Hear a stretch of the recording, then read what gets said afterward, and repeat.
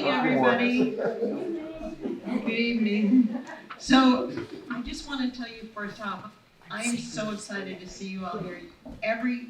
Fred, my husband here, over here, he'll tell you that my middle name is like Worry. It's always worry. Is people going to show up and we'll be here by ourselves? But you're here, and just thank you all for coming. So just a couple things. Housekeeping. The restroom and another exit is behind me through that door. Oh, a squirrel. Oh, yeah, a squirrel right in the room. Okay.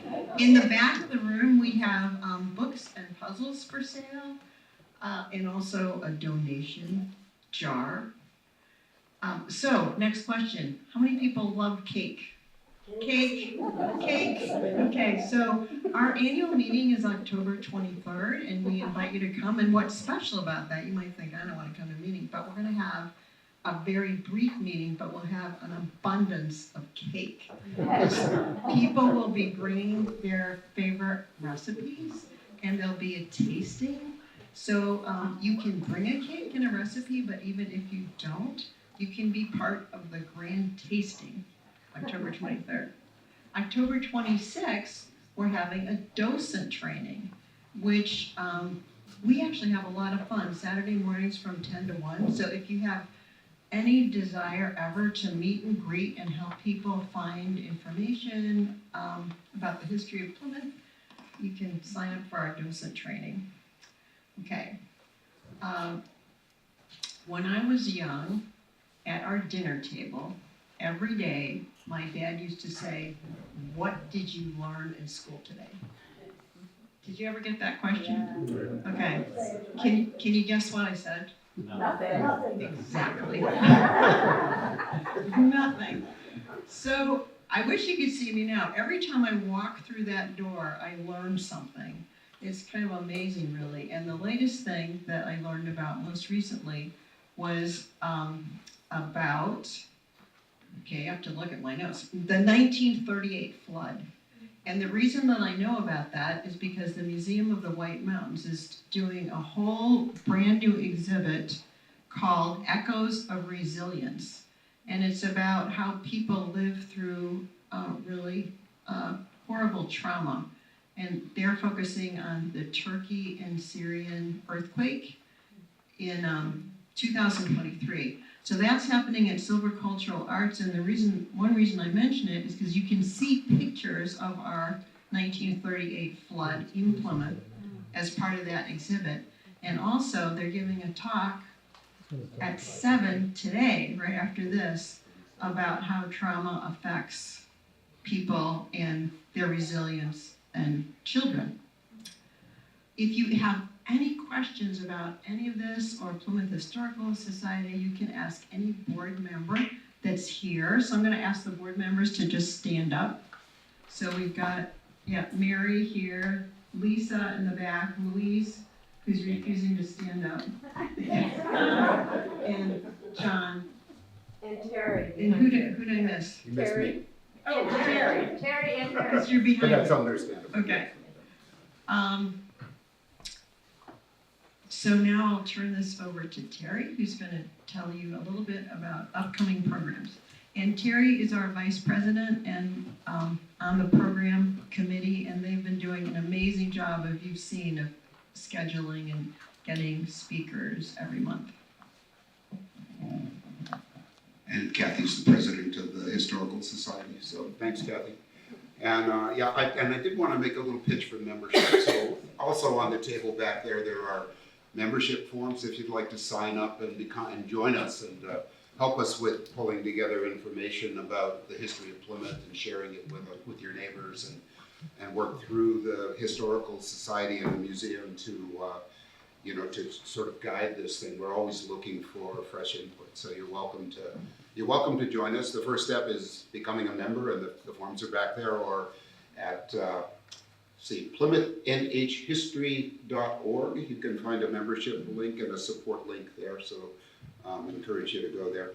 I did want to tell you about the rest of the programs this year. Following tonight's exciting program, and I'll shut up soon, let us get to it, But in October, on the 16th of October, we have 12,000 years ago in the Granite State, which is Robert Gosby talking about his archaeological work and partnerships with indigenous groups in New Hampshire around the study of 12,000-year-old village site down around Keene State University. So actually it was a middle school in Keene that is where the discovery was made. So I'm looking forward to that. And he has a book out called A Deep Presence, which is a really nice read. And then in November, Glenn Knobloch, who speaks on a lot of subjects about New Hampshire history, is going to be joining us on November 13th to talk about the history of the Kankomagus Highway. So I know we all drive the Kank and enjoy it and think about it, but he's going to give us some of the details and the background and and how it's been incorporated into our sort of our sense of place and our enjoyment of the state.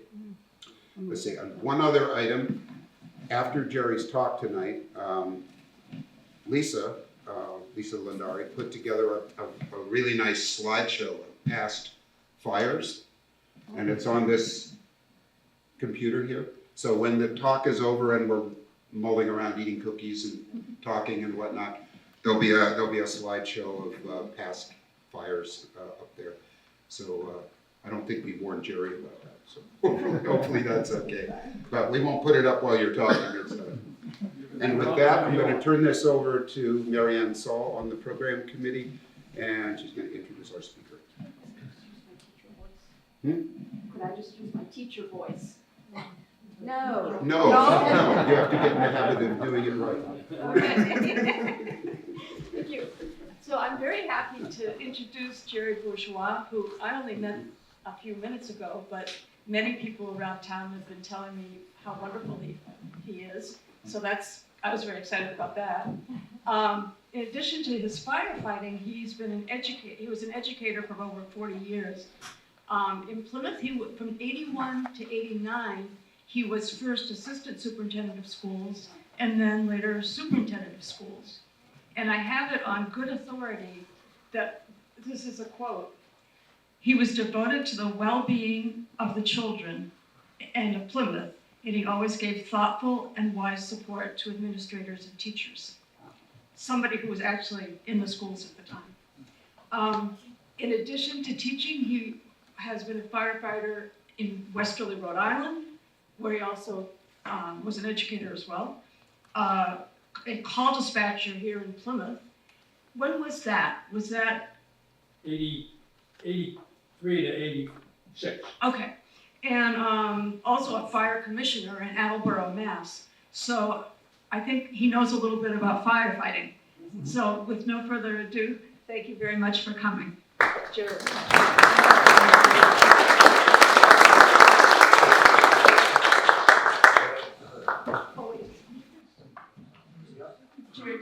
If you have trouble hearing me, I've got the way to solve the problem without getting electric. But they want me to do this, so I have to do it. This is part of my fire collection that I have. This is not a Plymouth item. And I used to have lots of fire items, as my wife will tell you, at a great expense to our budget. But that all ended several years ago, because we decided to do other things. So that's that. I started writing books about fires. And the first book I wrote was about the Concord Fire Department, and that went over very well. And then I wrote the Laconia Fire Department, and that went over very well. And I decided I would do Plymouth because I had actually served with the Plymouth Fire Department back when Chief Sleeper was the chief.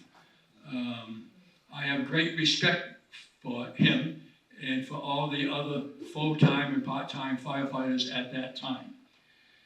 I'm going to let's go look at this. Let's use this. This was on all the chairs. I'd like to just run through this. And then we can talk about the actual book a little bit. But this is based on the book. There isn't anything here that's not in the book. Plus, there are a lot of other things in the book that I didn't think we would have time to cover.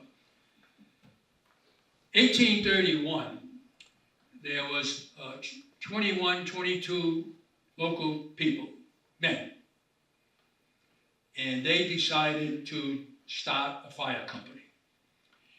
And they followed a recently passed state law that allowed communities and people within the communities in the state to start a fire company.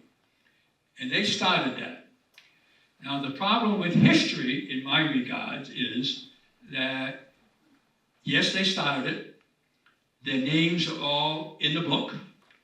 And that's where it ended.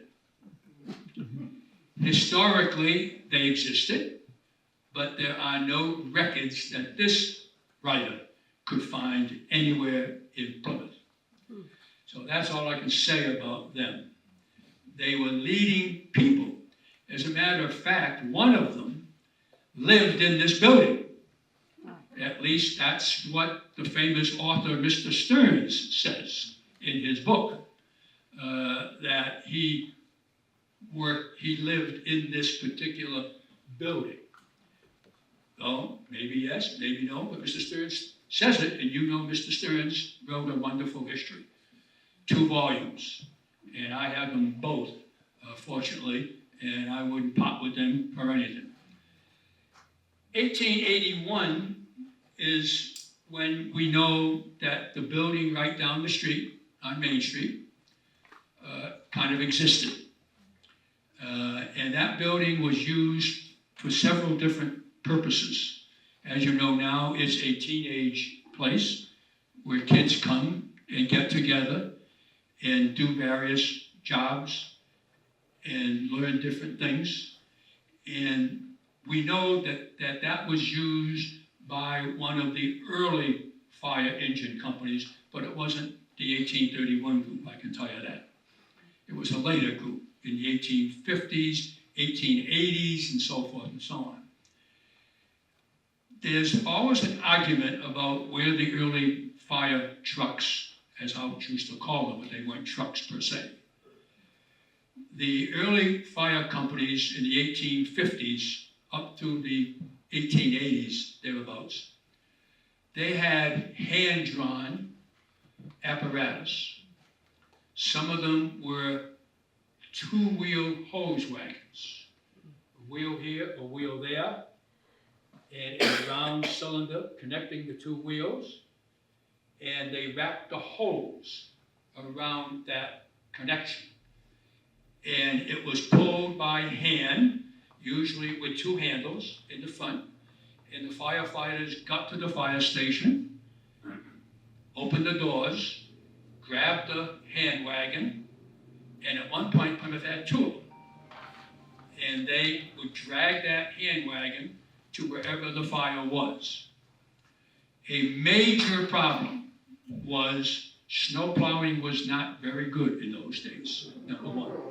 So if the weather was not very good, it was very difficult to move even those simple things. And the actual companies were not big. There might have been 12, 16 members, period. And obviously they don't all show up for every single fire. So they had to pull those hose wagons, and climbing the famous hill that I call it the famous hill, namely Highland, okay, was not a very easy task. So that's how it started. Now, then, in Stearns's book, we have all kinds of information about that early fire department. And so I refer you to that because I'm sure that there are copies of Stearns' books here, and there are copies in your local library. Now, you notice I changed the date of the water company. That was simply a typo mistake on my part. 1888, no, 1881. There was no water in Plymouth until 1881. And then in 1881, there was a typhoid epidemic in the area. And a gentleman decided to solve the problem by having good, clean water. And so he started a water company. And the water company started to dig wells, along the major roads and to connect them with piping, which was wooden piping at that time, by the way. As a matter of fact, Laconia just did some work on its piping system, and what do you think they found? Some wooden piping still in the ground. Not being used, but nobody, when they put new piping in, had bothered to take up the wooden piping. It saved on construction costs, so to speak. So the water company was found privately, and because of the typhoid outbreak, piping was done even on Highland Hill, so to speak, in downtown, some water, and that lasted, and he died, and then his son took it over, and then finally in the late 90s, it was sold to the town. And now you have a water company that has existed during all that time. Now, a fire precinct. Some of you, I can say, are old enough to remember when Plymouth was still a fire precinct, even in the 1960s. The fire department was not technically a town department. It was a fire precinct department. And the fire precinct was governed by itself, not part of the town. Town taxes didn't go to run the fire precinct, except the town did like to support it to some degree, but the precinct raised its own tax base. And it didn't include the whole town. And my book gives you the actual location of the fire precinct, line by line, street by street. And the precinct existed until guess when? You want to guess? 68. 1965. All the way to 1965. And then in 1965, the precinct was voted out of commission by the taxpayers of the town at their annual taxpayers meeting, and it became a town fire department. And that is where it stands today, obviously, as a town fire department. Its money is raised by the regular Board of Selectmen and so forth and so on, and at the town meeting every year. And the chief presently, who is sitting in the back of the room there, knows that he has to prepare a budget proposal and bring it before the town people who can vote, and they vote for it or against it. Or in one case, and David Kent knows about this one, in one case, they decided not to support the purchase of a new fire truck. And this was in the days of modern fire trucks. And David led a committee of other local taxpayers, and they went before the adjourned town meeting, and the adjourned town meeting later in the year decided to go ahead and buy the new fire truck. So you never know how things are going to go. You just never know. And that was the fire precinct. Now, the Gamewell Company, I'm sure you've all heard about the Gamewell Company. Great electric company that ran fireboxes, instituted fire alarm systems, and so forth and so on. Well, in 1892, they decided, well, the fire commissioners at the time decided that they would recommend that the town enter into a Gamewell fire alarm system, which they did. And 4 boxes were installed initially in the town, and the battery, they were run by batteries in those days. And the battery system was kept in the basement of the Methodist Church, which, as you know, no longer exists because it burned to the ground in one of the greatest fires this town has ever seen.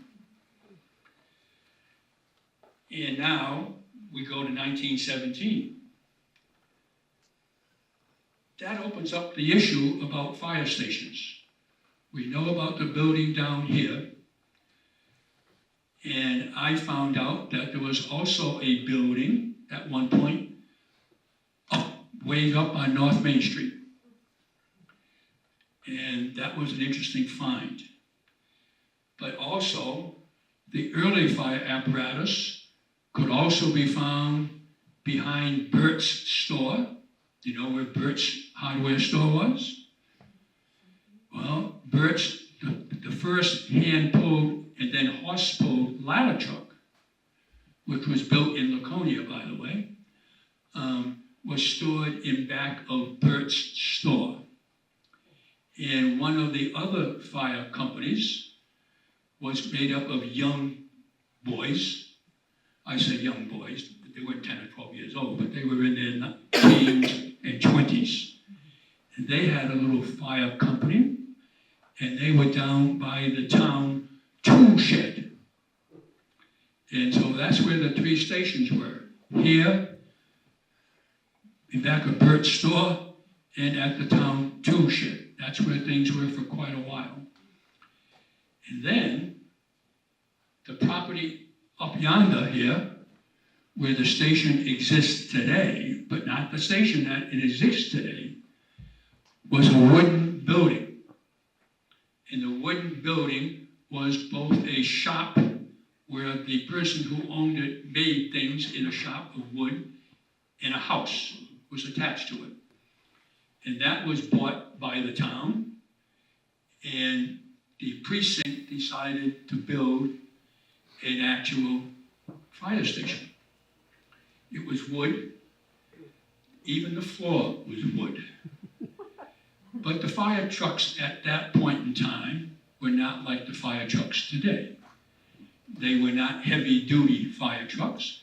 And there's pictures of that station over on that table, I believe, under the glass, I believe.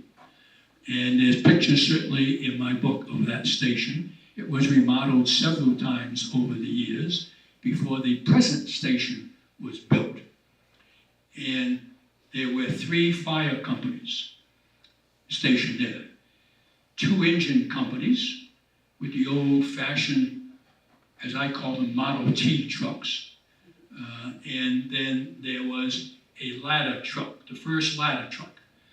But it didn't look like a ladder truck as you think of one today. It was an old Ford bought from Pease Motor Sales. And it was stationed there, and all it did was carry hand ladders. Nothing automatic about raising a ladder at that point in time. They were all hand ladders, simply stacked on holders on the particular ladder truck. And they remodeled it a couple of times, especially the wooden floor. And at one point in the 1930s, the firefighters decided that they would build some rooms in the basement where they could have meals and so forth and so on, and where they could hold their meetings. And then, of course, that place stayed put. Look at the number of years. From 1917 to 1965. That's a long time for that wooden station to be there. But it was.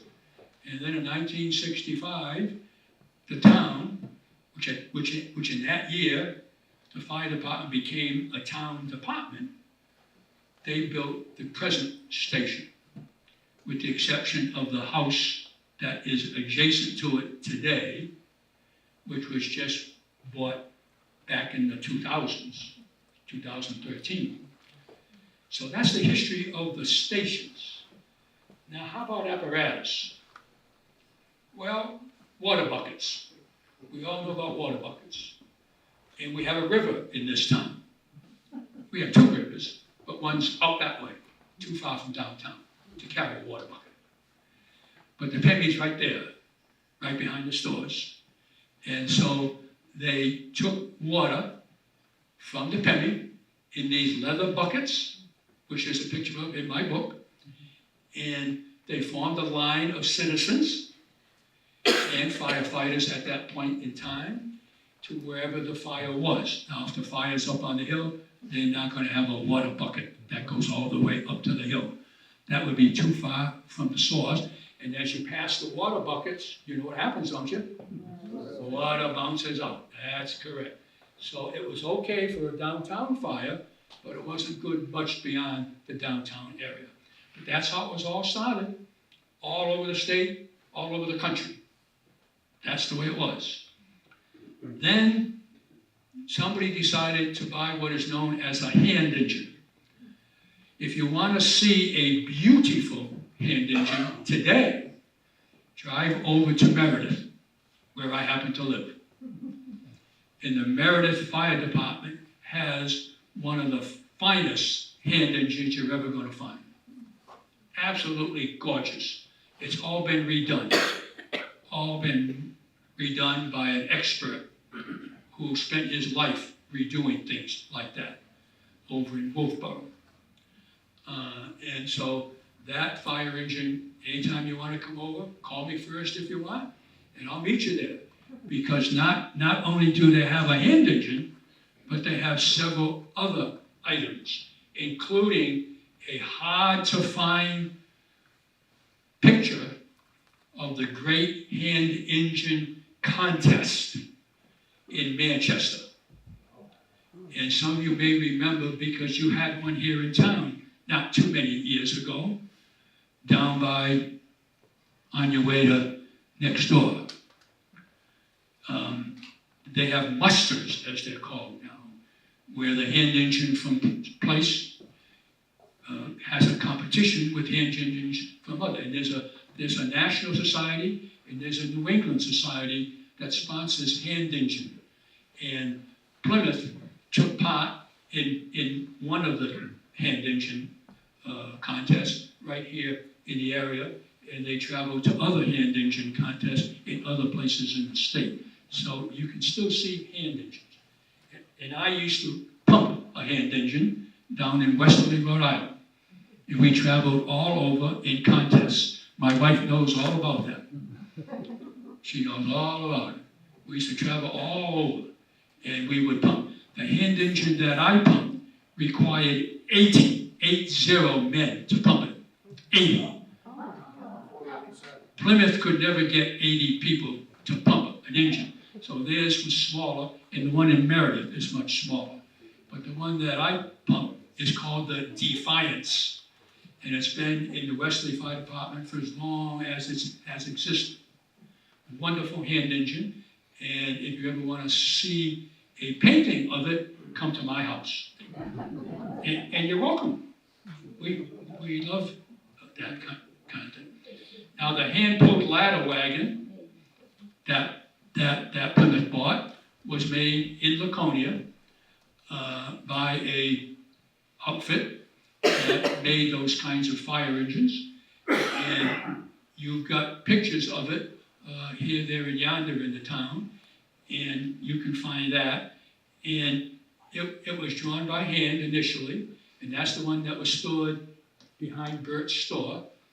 And then they got a horse or two, and the horses pulled it at one point in time. Then we come to motor, an engine, motor, motorized fire truck. The first one, which is new in my book, wasn't known about before I wrote the book, quite frankly, was a motorized chemical truck. Chemicals were used in the early 1900s to put out fires. They were hand chemical things that you could carry around the house and spray out of a little hose and so forth and so on. And at one point, you will see a picture in my book of one of those, and then you will find a picture of the chemical truck, not the actual truck that came here in 1916, because I could never find one. But David Kent put me in touch with a very fine person who I've used before in my book writing over in New York State, who owns and knows about every fire engine that existed in the United States. I'm exaggerating. But he has bought thousands and thousands and thousands of dollars worth of them, and he has his own museum and so forth and so on. And David even went to UNH with him at some point. And he's been helpful to me in the 3 books that I have already published: the Concord Fire Department and the Laconia Fire Department, and now Plymouth. And it was so heavy that it became horse-drawn at one point. And the chemical truck was motor, not horse-drawn, motorized. Very nice little truck. And bought in 1916, and from the American LaFrance Fire Engine Company. Great fire engine company. Great, great, great, long history. And then the first actual water pumper truck, you can see anytime you want, just drive up to the existing fire station, and it's parked, of all places, inside the fire station, beside the new Pierce 2024 pumper that just came about a month ago. And you should go up there and see the new truck and look at it in comparison to the 1929 truck. This is the 1929 truck on the back of your handout. And this is the new pumper on the back of your handout. Do they look alike? They do not. They do not look alike. And Plymouth was very lucky a few years ago to get the 1929 back. Very, very lucky. And so it needs a lot of work. It's had some work, but it needs a lot of work. But it costs money. And then you got to find somebody who knows what the heck they're doing with the 1929 pump. But those are that. All right. Then ladder truck. Oh, and look at the cost of that 1929. $6,645. Pretty cheap. But you got to remember the date. You got to remember the date. Cars didn't cost what they cost either today. Okay, so it's a whole different ballgame. Now, the first ladder truck, as I've already indicated, just carried ladders on a truck body, wooden ladders. Nothing was raised except by hand. The first ladder truck came in 1967, and that was the 85-foot Seagrave. That was the real ladder truck, and that was much sought after, especially because of the college. Because the college was building dormitories of multiple stories. There weren't too many other buildings in the town. A few buildings downtown, 3, 4 stories high, but 5, 6, 7 stories high became a college issue. And so the chief at the time decided we should get a real automatic ladder truck. And so it was an 85-foot Seagrave. The Seagrave is the company. They make both pumpers and ladders. And then the famous Mack pumper comes in 1975. You notice I put the color of it in there? That created all kinds of discussion in the town. Instead of being red, it was yellow. And I mean yellow. Now I have to make a confession. When I was the commissioner, my son Michael was blushing. When I was the commissioner of the fire service in Attleboro, Massachusetts, I voted along with the 2 other commissioners to buy not only 1 yellow truck, but 2 yellow trucks. Lime green. Lime green. It was their official color, but they were yellow green. All right, we bought 2, both of them pumpers, and we took some flack. But I have to tell you, science does come forward sometimes and tells you about fire safety. Fire trucks do get into accidents just like we do driving cars. And there was a lot of research done, mostly in the Baltimore, Maryland area, but in a few other places. And the research showed that the lime green, yellow, whatever you want to call it, was safer on the road. And Attleboro, as you know, is right on the border of Route 95 between Rhode Island and Massachusetts. A lot of traffic accidents, a lot of stuck cars. I've even been stuck on Route 95. So we ordered 2 of them. And let me tell you, everybody agreed. Now, firefighters didn't like it. Firefighters generally are very, I gotta be careful, very traditional type people, generally, okay? And they weren't happy that we ordered those 2 trucks. But anyway, and Michael knows about that. But anyway, they became a house once to let a bird out of the house. But anyway.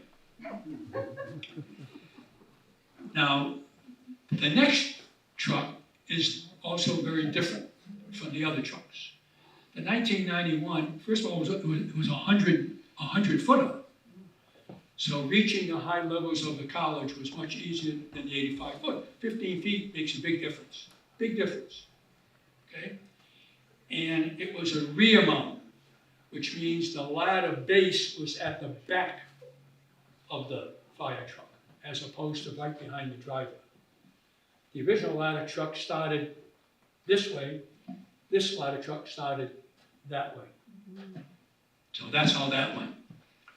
And then, of course, a new Smeel pumper tanker, first of its kind here, not only a pumper, but also carried a lot of water, which was very useful out in the area over by the mountain area and so forth and so on. And then in 2010, a new E1 built in Florida, still there, still in business. That was an 85-foot tower pumper. Very unusual for a ladder truck also to be a pumper. A real different way to do business. And in a small town like this, comes in handy, especially when you're in a rural area, where you don't have water hydrants, which you do not have throughout the whole town. You don't have it. So you need water, you've got many gallons of water on the truck. And then lastly, you just got the new pumper. Pierce makes, by today's standards, super duper pumpers. And I was very happy to know that the town decided to go with the Pierce pumper. I shouldn't say that. I'm not supposed to really endorse anything. Now let's do it in, and I'll try and speed it up. Personnel. I'm only going to talk about a couple of things here. 1981. That's when I came here to town to be the assistant superintendent. And that's what the fire department looked like in 81. You had a full-time chief, namely Sleeper, and you had a deputy, and then you had 2 captains, 2 lieutenants, and 2 firefighters. And 17 call. I cannot talk about the call enough. And the chief will shake his head because he agrees with me. If it weren't for call firefighters, he would have trouble sometimes getting enough firefighters to a scene. And I'm going to talk about that again with the next item. PFD becomes a member of Lakes Region Mutual Aid. I have to talk about this. Lakes, look, don't worry about it, leave it there.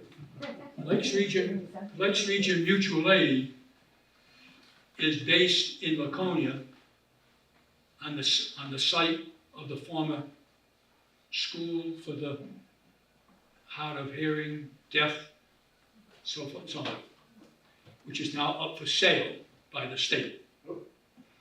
And they sold it once almost, but as you know from reading the paper, it didn't go through. The person that agreed to buy it couldn't come up with the money, so to speak. So now it's up for sale again, and supposedly they have a buyer. Supposedly. Part of the land is going to be kept by the Laconia Fire Department, in a sense, and they may do something across the street, not on the main piece of land, because now you have Lakes Region Mutual Aid, which does all the call-outs for all of its fire departments in the area. Plymouth is part of that system. And it's a darn good thing it is, because when the chief has a substantial fire, gas leak, or whatever, he doesn't have enough people in the station at any one given time to meet the needs. And I can cite you specifics, which I won't.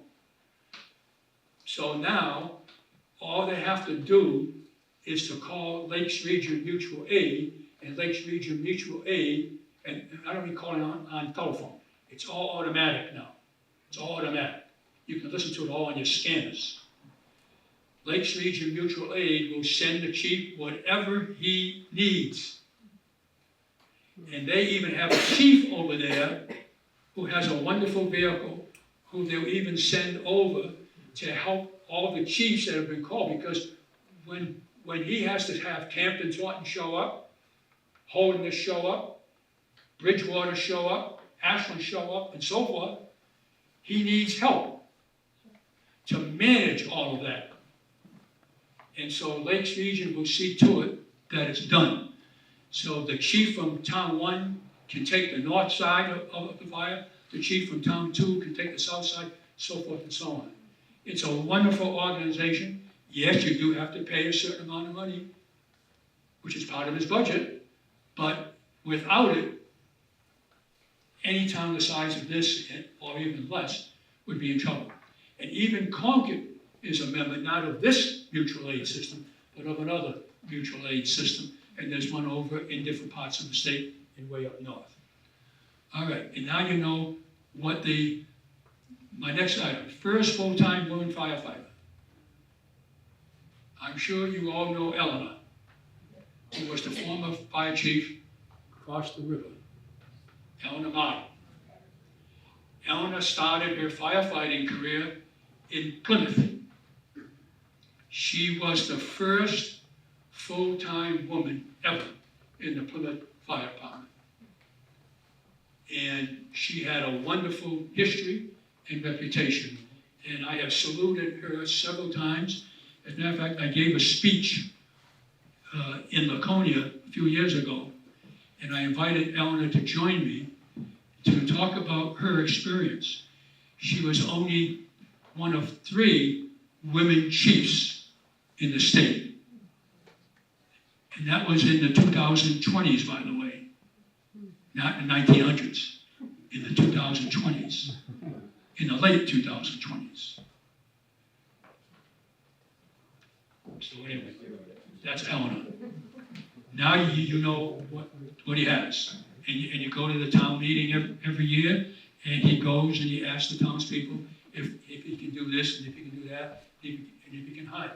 Now you have a little bonus. The chief has made contact with the state junior college over in Laconia. It's a community college, all right? And he's made contact with them. And so, 3 years ago, Chief? Yes, 3 or 4. Yeah, 3 or 4 years ago, they sent him one of their full-time ladies who wanted to be a firefighter. And she was the first of that. Now he's had one, I think, almost every year. Yes. And he has one right now as we speak. And they're wonderful. They're wonderful. Meredith has had them for years, and they've been wonderful in Meredith.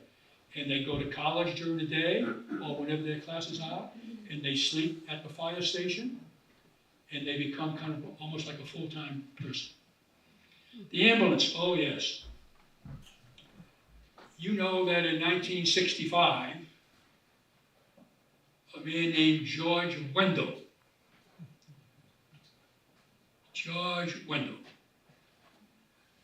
I give George Wendell great credit.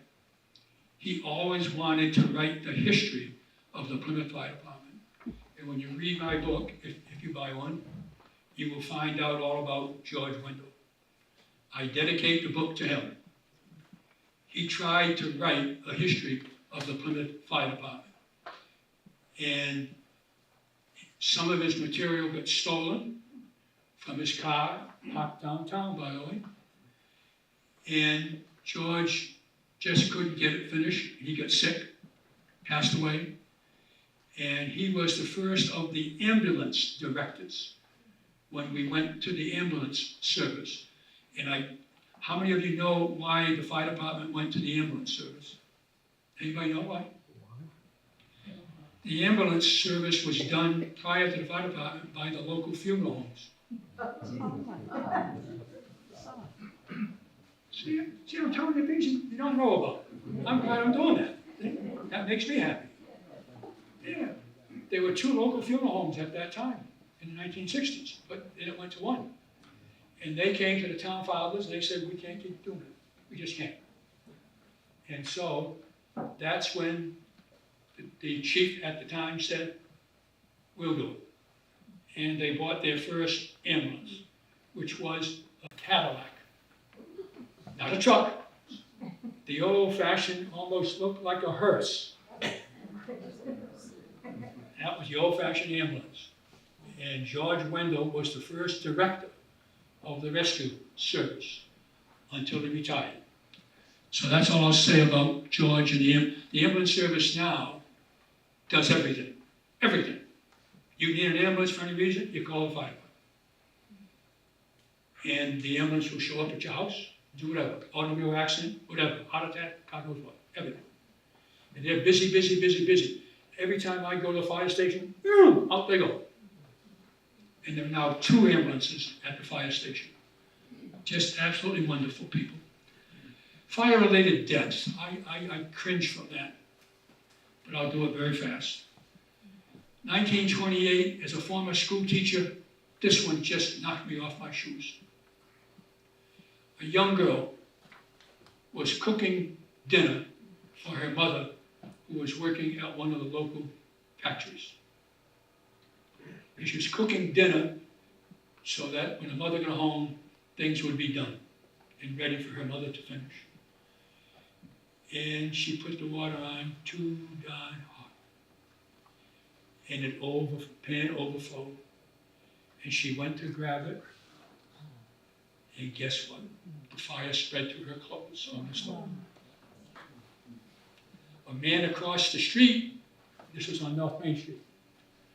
A man was across the street, saw smoke coming out of a window, ran across the street, ran into the building, saw the girl, grabbed her, pulled her on a bed, rolled her around in the sheets. Yes, he did good work.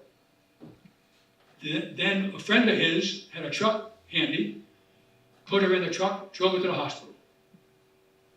She lived long enough to describe what had happened and passed away. Guys like me who have been in education almost all their lives, I don't like anybody dying, but a kid just knocks me over. 1964 was an old Canadian carpenter who lived in the town at that time, and he burned up in his home. 1965 was a handicapped woman, and she burned up in her home because she was handicapped and couldn't move, and the husband was at work. Now, you know there was a monstrous fire across the river. Louise knows about it, I'm sure. 7 children died in that fire in 1930. House caught fire in 1930.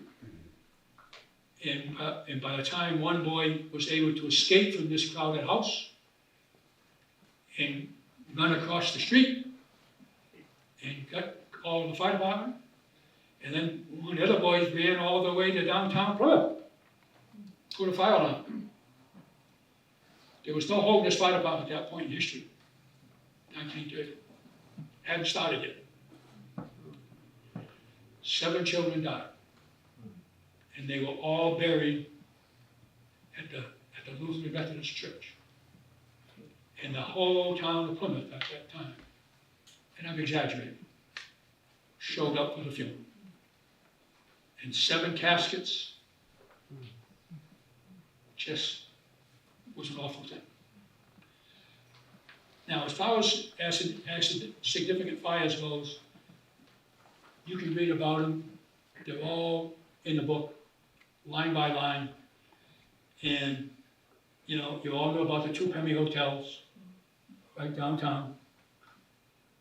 You know where they were downtown, right? Everybody know where they were? Across from the Flying Monkey? No, we went that far. Anderson's Donut Shop used to be on the corner of that block. And then you go down the hill to where the old train station is. They were in that area. They were in that area. And they both burned. at different times, obviously. They both burned. And then Pemmy Joseph number 3 was up where the college library is and where Pemmy dorm is. And that caught on fire too in the 1930s, but it didn't burn to the ground. The fire department was almost across the street, so they got there quickly and they were able to contain it. So those are the Pemmy houses.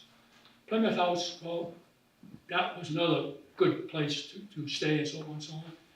Draper Maynard, Louise McCormick knows all about that one. She wrote the book. She wrote the book about the Draper Maynard Company. And the fire item is all in that book. So I recommend you read Louise's book. The high school, oh yes, the high school. Right there, across the street. Right there, where that building is that I can see out the door in that area, was the brick high school. Plymouth's first brand new high school. Because high school kids had gone to a college issue. We won't go there, we don't have time for that. And the high school caught fire shortly after Draper Maynard. And guess what was stored in the attic of the high school fire? Stearns' books. Stearns' books were all in cardboard boxes stored at the high school in the attic. They all went up in flames. And a new high school had to be built. The Bulge Hospital, you all know about the Bulge Hospital being originally up on Highland, burned. No hospital for a couple of years. David knows all about it. And then they built up yonder on Route 3. And it was a soldiers and sailors hospital called it at the time. And then they moved to where it is now over the years. Tough Sparks blocks. That was on the corner here. Down on the corner. Right where the bank is now on the corner, going down the hill. Come down Highland Hill, all the way to Main Street. And there's a brick building there. And then there's a former, well, it's a different bank now. It was Pemmy Bank. And I lived here. That's where that area was. And that burned up. And there was a death. Not in the fire, but from the cleanup. One of the cleanup workers stepped on a thing he shouldn't have stepped on. And he died. And again, the town, people by people, showed up to support his family and so forth. Wonderful area. Pemmy Hotel number 3 was a much smaller fire. Fire trucks came right across the street. And then they tore it down, as you remember, and they built the library in the dome. Kidder Brown Methodist Church was probably the second most disastrous fire ever in the town. And you know, with the one right across the street. Right across the street. The Methodist Church is right there where the gas station is. Burned up. Wooden building, by the way. Burned up. And the Kidder block and the Brown block were right in the line. Big fire. One of the most expensive fires. The Congregational Church fire, and I'll end with that one. I'll just end because I know I'm over. The church fire, I was a call dispatcher at the time, at the fire department. I was one of 3 call dispatchers at that time. And we lived across the river. Margaret and I did. And so as a call dispatcher, I would get a call once they were on their way to the fire, and they said, "Come over, Jerry, and dispatch." So I jump in my car in the wee hours of the morning, if that fire was in the wee hours of the morning, jump in my car, drive across the bridge, and there's the church burning. Burning. So I kept on going. There were 2 female dispatchers. One was the wife of a local doctor. One was the wife of a firefighter. And we 3 dispatched. But then they both had to leave because it was first day of school, by the way. And I was the assistant superintendent. I missed the first day of school because they had to leave and I had to take over. And I got in trouble that day. I got in trouble. Not because I missed school. No. The superintendent, Mr. Cabal, no issue. None. Thank you for doing what you're doing, Jerry. But I got in a little bit of trouble that day because I made a phone call to another fire department for an additional ladder truck, which I should not have done. We had a ladder, but based on what I was listening to over the intercom, I just decided they needed another ladder truck. And I really thought that they were talking about another ladder truck. So I made a mistake. I called up the city fire department. Sure, we'll be happy to send a ladder truck over, Jerry. And they did. But then I got another call from the scene. Jerry, cancel that.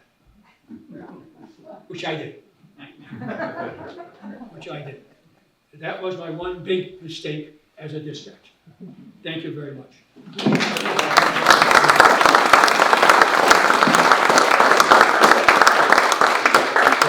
Sure. Any So- questions? Yeah. Questions, you take care of it, I gotta get something from the back. Okay. Okay. You can drop that if you want. Yeah, no, I'm not gonna drop it. I just wanna sit down.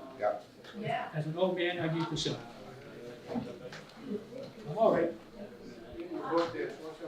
Yeah, I see it. Go ahead, I'll take questions. Go ahead. When they had precincts, when they had the precinct before they had the department, Yeah. did the precinct cover anything besides Plymouth? Did it cover, so it was just The precinct didn't even cover all of Plymouth. okay. No. It covered the downtown area, a little bit on North Main Street, but not long, not all the way down. And it only went up part way on Highway, didn't go all the way up and then down. The way it does now, where the school entrance are and all that stuff, didn't go that far. And it went a little ways that way. So everybody else was on their own. And so if there was a fire out of the precinct, the town had to pay the fire department the bill, Oh. all right? And I talked a little bit about this when I was talking about Lakes Region Mutual Aid. There was no formal mutual aid for a long time. It was just Holderness, Hampton, not too sure, Grundy. I think it was those three fire departments, but I don't memorize everything. But it was a limited area where Plymouth agreed they would go to, but they charged you. So if they were there for 3 hours fighting a fire, you could charge X amount of dollars. If you were there for half an hour, they only charge you a small amount of money. Because they had to bring their trucks, they were using gas, they had to pay the firefighters because they weren't full-time firefighters. They were call firefighters. They weren't at the station all the time. So they would charge you. But they always showed up. They even went out to Waterville Valley. The Plymouth Fire Department has gone everywhere, and the chief knows it. They went to Grundy, they went to Waterville Valley, and that's a long run, especially in a snowstorm. They went to, begins with a C, next door.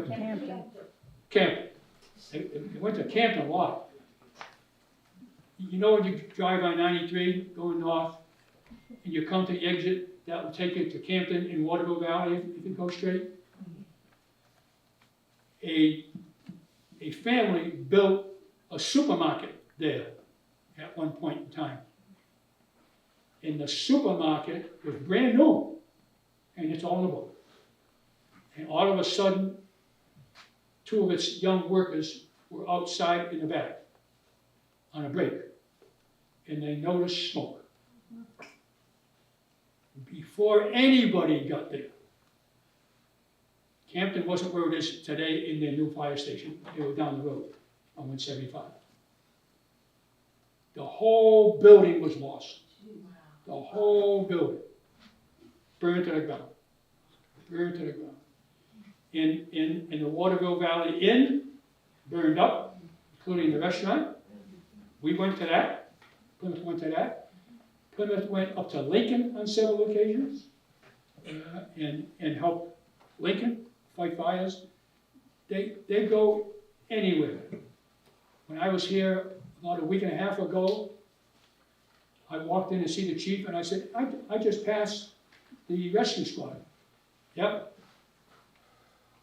They're going down to where Peter lives. Where Peter Coffin lives. Oh, yeah, Bridgewater? Bridgewater. He says, they're on their way to Bridgewater. You go where you go. And nowadays, with the mutual aid, you go wherever mutual aid asks you. They don't ask you really, they tell you. Because you signed a document that, in mutual aid, that you will respond whenever you're requested, no matter where it is. I mean, Concord has come up here. Concord has been to Laconia, I couldn't tell you how many times. All right? You go wherever you go. And if you're a part-time fire department, the part-timers go. If you're full-timer, the full-timers and some part-timers go. Because you don't have enough full-timers, really. So, you know, if you've got a scanner, listen to it someday. And you can, you know, my scanner goes all the time. My scanner even picks up Concord. You know, I did a Concord, fire issue. That was my first book. Concord goes wherever it needs to go. And if Concord's got a hotel burning, which they have had, they can call mutual aid. They all show up. That's the way the fire service is supposed to work, and that's the way it does work. At the ready. Yeah. Day or night. Go ahead. Dr. Biggs, were you in town when they used to call the volunteers with the whistle in town? The whistle from the fire station and everybody would hear the whistle and... I forget the actual date when the whistle first blew, but they used to use the church initially. Uh-huh. They used the church bell. I remember the whistle from when we came. Yeah, well, they would use the church bell way back.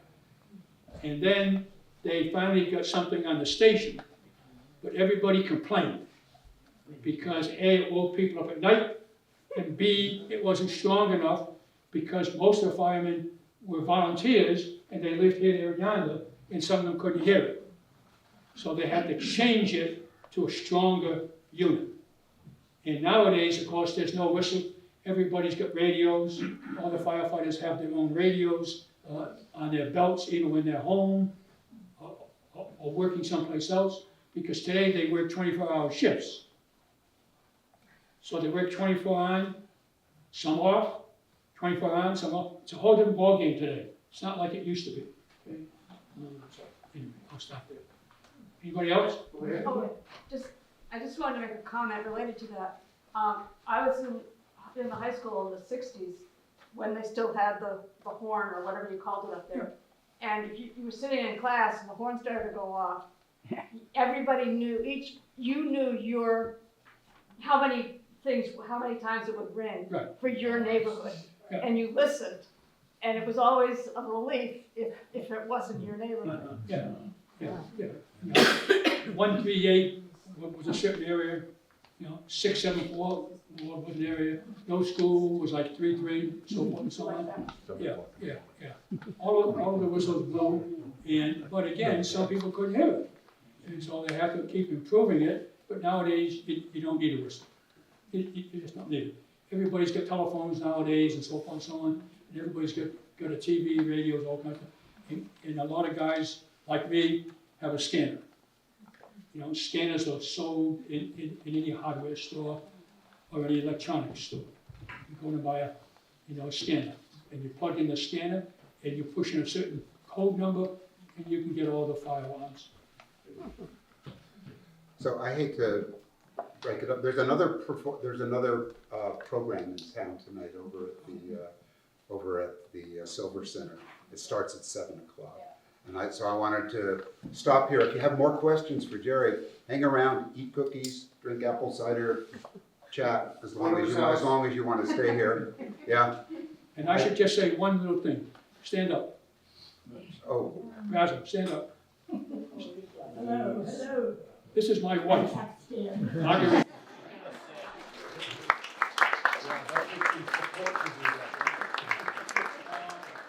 Marguerite and I have been married since what, 1961? Yeah. 1961. And she's a former teacher. She also taught at Plymouth State for a while as an English instructor.